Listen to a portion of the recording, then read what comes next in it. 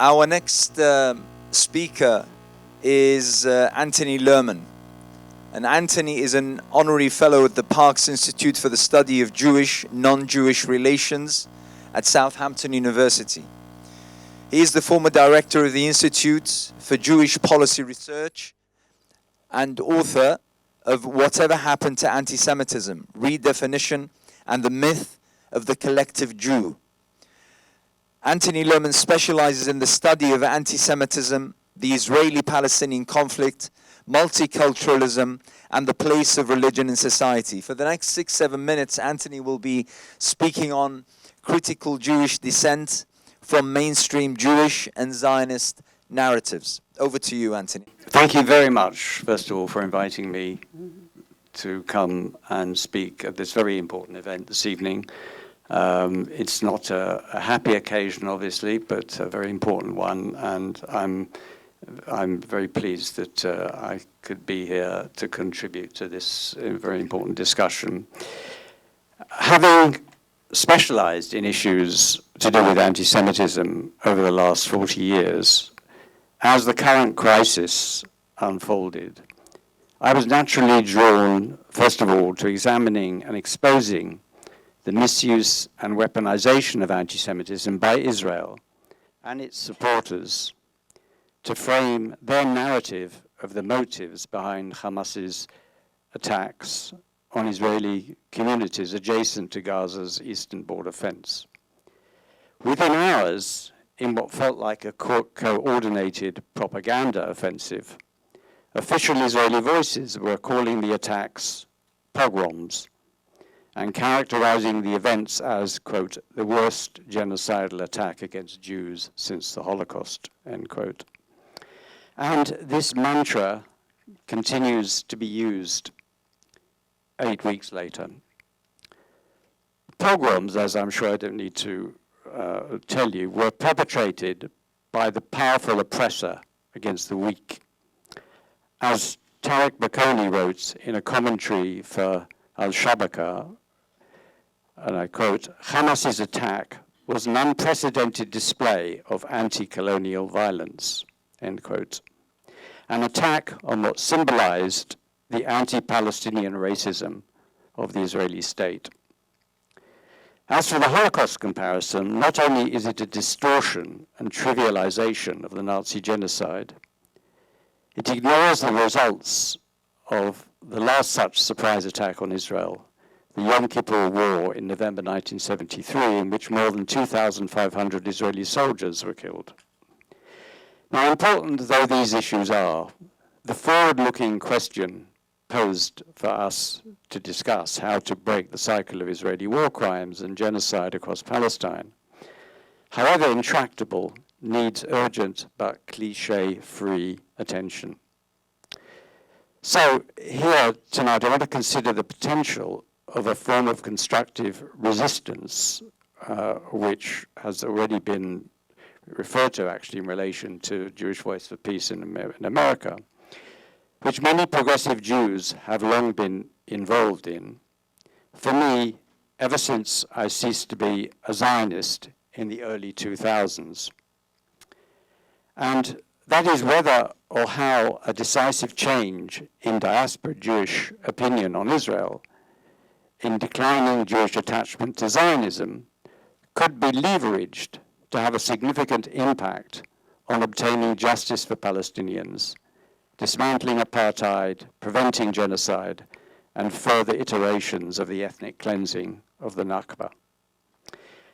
I was a late comer to this resistance, but those of us who have made the journey out of Zionism and into the realms of influencing Jewish opinion can all point to particular circumstances that led us to choosing this path.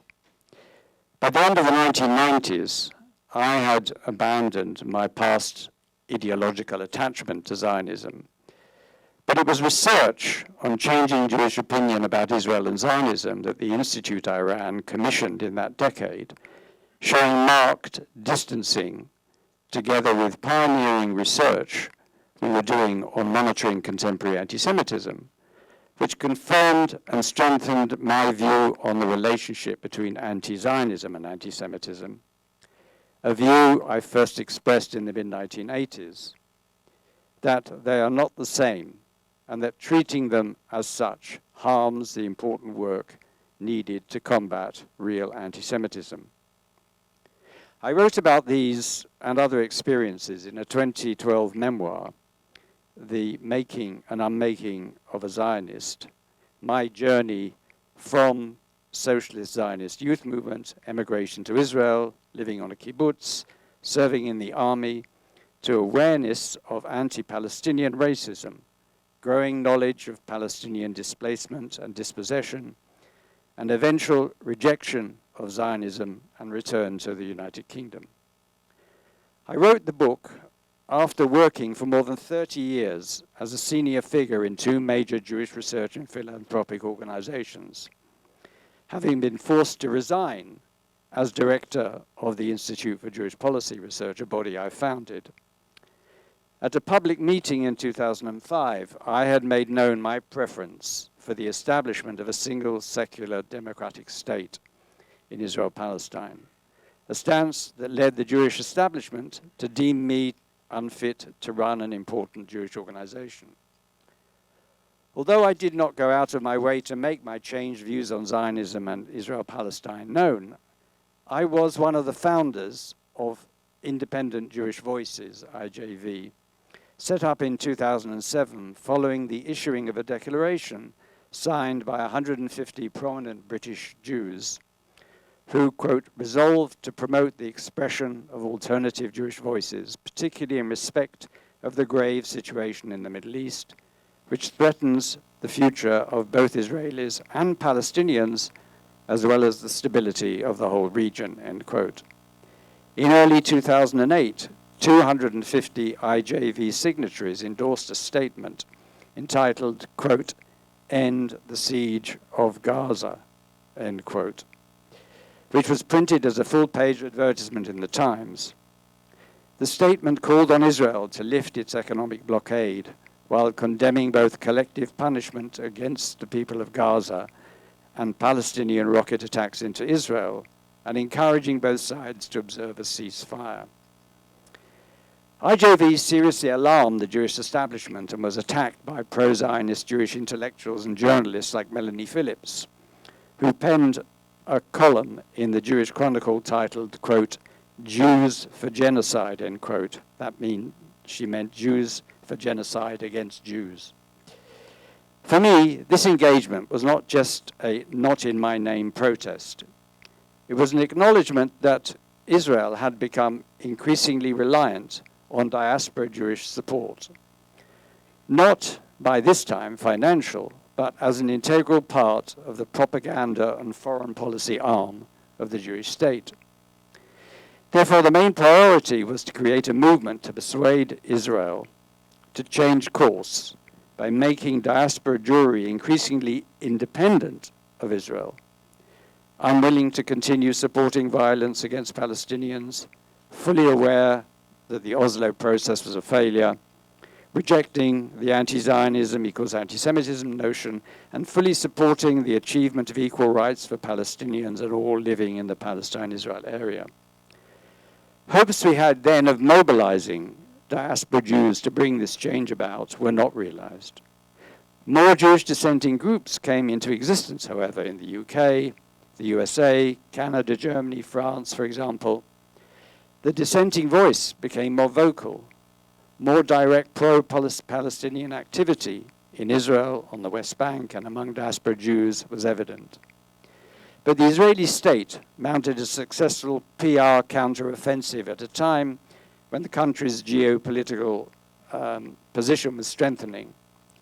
A key reason for this was the successful drive to get the International Holocaust Remembrance Alliance's working definition of anti-Semitism accepted and adopted at the highest levels, something I have publicly fought against in my writing, most recently in my book, Whatever Happened to Anti-Semitism, and my activism.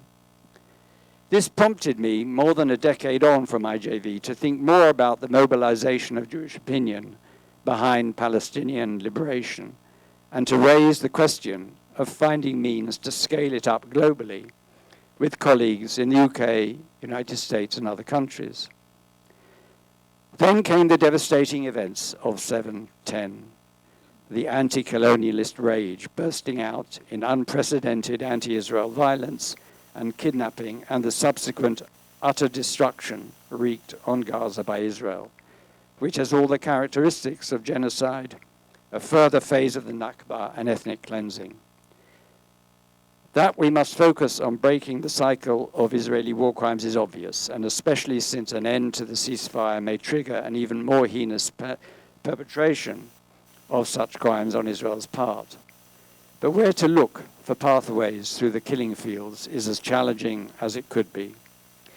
Nevertheless, in the subject I've focused on today, the potential of Jewish dissent playing a significant part in breaking that cycle, it is undeniable that organized Jewish, anti-Zionist and non-Zionist opinion in the USA especially, as we've already heard, but also here in the UK, in Canada, France, and elsewhere, which emphasizes empowering Palestinians and not usurping their autonomy by claiming to know what is best for them, has been making itself felt as part of the global pro-Palestinian protest movement as never before. So I actually conclude, not, I'm afraid, with an answer, but with a question. What part do colleagues, friends here believe Jewish dissent can play in breaking this cycle? Could it, in its new, sharper, more overt anti-Zionist positioning, its emphasis on equal rights, on facilitating the telling of the Palestinian story, on fighting back against IHRA and so on, be part of a game-changing series of cycle-breaking initiatives?